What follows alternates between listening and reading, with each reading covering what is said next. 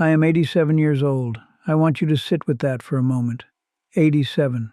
I have watched the sun rise and fall more times than I can count. I have buried friends. I have buried family. I have stood at graves and wondered when someone would stand at mine. And now I know the answer. It won't be long.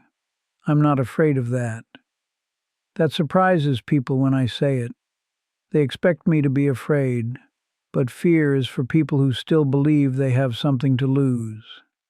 At 87, I have already lost most of it. What remains is quiet. What remains is this voice, this moment, you listening. I think of my life now the way you might think of a house you've lived in for decades. You know every room. You know where the floor creaks. You know which window lets in the morning light.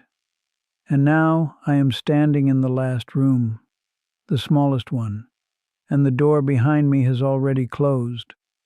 I'm not asking for your sympathy. I am asking for your attention, because what I am about to tell you is not something I read in a book. It is not something I learned in a classroom or downloaded from someone else's wisdom. It is something I earned over 87 years of living and making mistakes and pretending the mistakes didn't matter. And then one day, sitting in the silence of a house that used to be full, realizing that they mattered more than anything. So listen, not because I am wise. Listen because I am almost gone. And the things I know now, I cannot take with me. There is something I need to say to you that might sting a little. You know you are going to die. You know it the same way you know that taxes are real and that summer ends.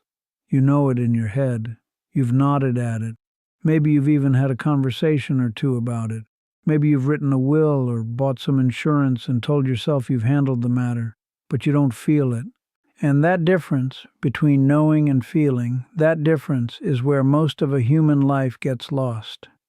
I knew I was going to die when I was 35.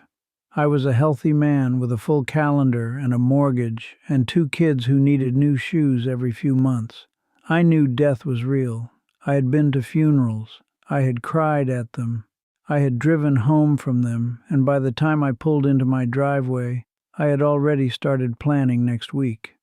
That is the great lie we all agree to live inside. The lie is not that life is short. Everyone says that. The lie is that we genuinely believe we are the exception. That somehow for us there will be more time. That the conversation we keep postponing will be had. That the person we keep meaning to call will understand. That tomorrow will arrive with all the grace and patience that today did not. I lived inside that lie for decades. Most people do.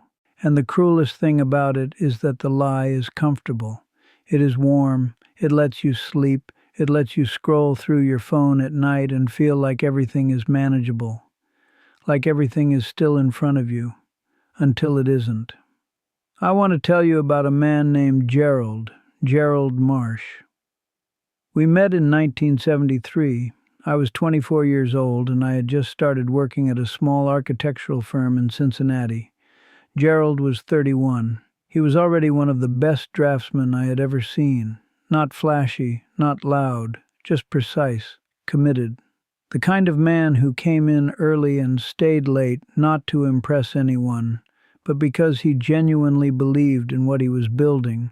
We became close the way young men do when they're both ambitious and a little afraid. We'd eat lunch at a diner on 5th Street, turkey on rye, bad coffee. We'd talk about our plans.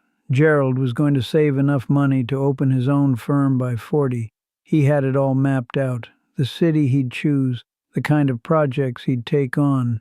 He even knew what kind of chair he wanted in the corner office. He described it once, laughing, and I laughed with him. We were going to do everything. That is what youth tells you. Not gently, loudly, constantly. In 1978, Gerald got married. Her name was Vivian. She had a laugh that could fill a room. I was at the wedding. It was October, and the leaves were turning, and everything felt like the beginning of something long and good. In 1979, Gerald called me on a Thursday evening. He said he wasn't feeling right, said he'd had headaches for a few weeks, said Vivian had finally convinced him to see someone about it. He never made it to 40. He died in the spring of 1980 at 38 years old, a tumor, fast and unfair and completely indifferent to his plans. I stood at his grave on a morning in April. The ground was soft, the sky was overcast and pale. Vivian was holding a handkerchief. She wasn't crying. She was just very still. The way people go still when the weight of something is too heavy to actually feel yet.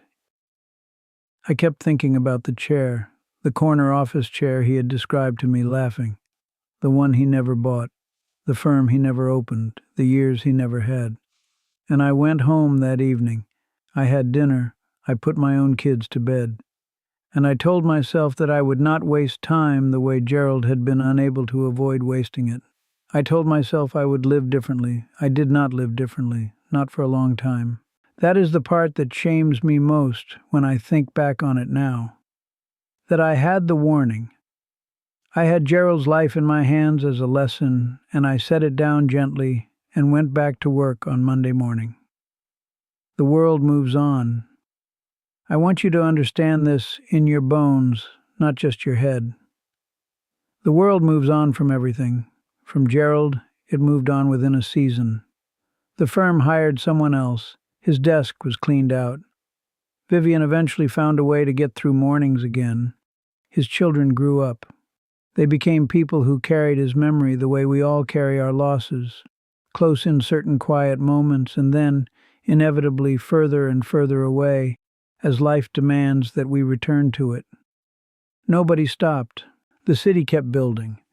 The diner on 5th Street changed owners. The booth where Gerald and I ate our turkey sandwiches became eventually a nail salon. And then I think it became something else. I drove past it once many years later, and I couldn't even be sure which building it had been.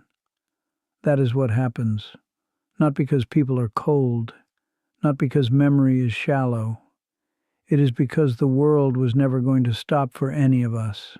Not for Gerald, not for me, not for you. I spent years believing that my work mattered in a permanent way. I designed buildings. I watched them go up.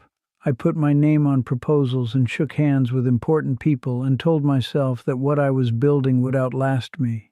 And maybe some of it will, but not a single one of those buildings remembers me. Not one person walking through a lobby I designed is thinking of the man who drew the plans. They are thinking about where they parked. They are thinking about what they forgot at home. They are moving through my life's work the way you move through air. And I say this not with bitterness. I say it because it is the truth that I needed someone to say to me when I was 40, when I was 50, when I was choosing to stay at the office until 9 o'clock at night because the proposal was due and the proposal was important and everything else could wait. Everything else cannot wait. That is the brutal part. Everything else was always the real thing. And I was always making it wait. I want to tell you something about possessions, about the things we collect. In my study, well, it used to be my study before my daughter helped me move to somewhere smaller, there was a shelf, a long shelf, beautiful walnut. I had it custom built. On that shelf, I kept the awards I'd received over my career, framed certificates, a glass trophy from an industry association, photographs with important people in front of important buildings. My daughter packed that shelf into 3 cardboard boxes. She used the same boxes she uses to move anything, the same boxes that had come with her new kitchen appliances. She wrapped the glass trophy in a dish towel. She wasn't careless. She was kind. She was gentle. But she packed my entire professional legacy into 3 boxes that had previously contained a dishwasher and a coffee machine and some kind of air fryer, and I watched her do it. And something became very clear to me in that moment. Those things had never been mine. Not really. I had borrowed them from time. I had displayed them for myself. for my own sense of being real, for the feeling that my years had added up to something that could be seen and touched.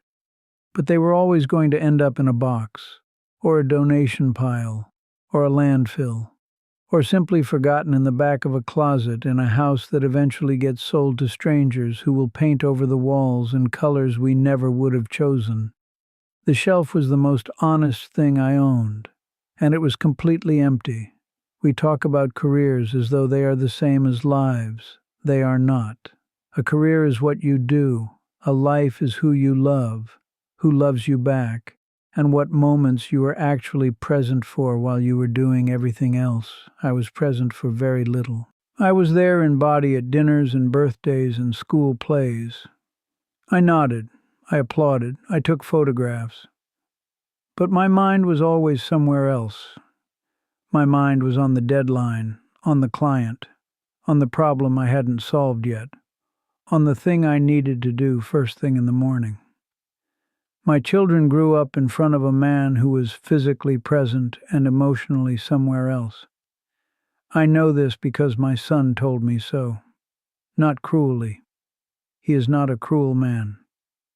He told me quietly during a visit a few years ago, sitting at the kitchen table with coffee, the way adults have hard conversations when they finally decide they are done waiting.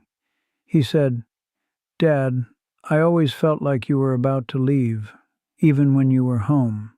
I didn't argue with him, because he was right. I was always about to leave. And I built a career that any reasonable person would call successful. Awards on a shelf.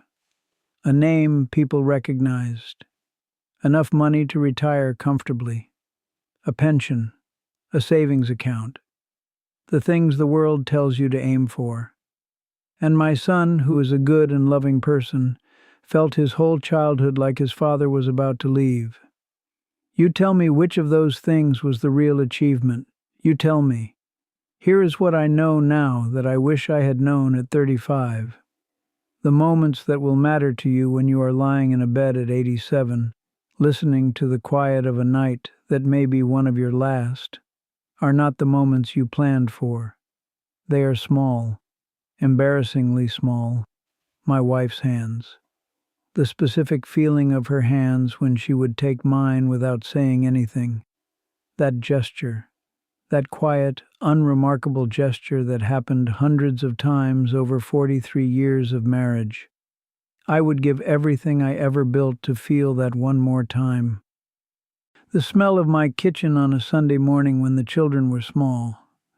That particular combination of coffee and something baking and the sound of small feet on wood floors. A drive I took with Gerald one afternoon in the summer of 1977.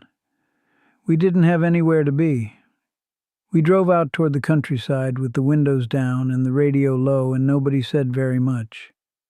We were just young and alive and together, and the world felt like it had more room in it than it does now. Those moments asked nothing of me. They required no achievement, no planning, no ambition. They only required that I be present. And I was present for them, partially. I was present enough to remember them, but I was not as present as I should have been. I was never as present as I should have been. If you learn one thing from an old man in his last room, let it be this. The small moments are not small. They are the whole thing. They are, when you get to where I am, the only things you will wish you had more of. I will give you 4 things, not rules, not commandments, just things I know to be true the way I know my own name. The first is this: call the person, not eventually, now, not when things calm down, not when the timing is better. The timing will never be better. The moment you are in is the only moment you actually have.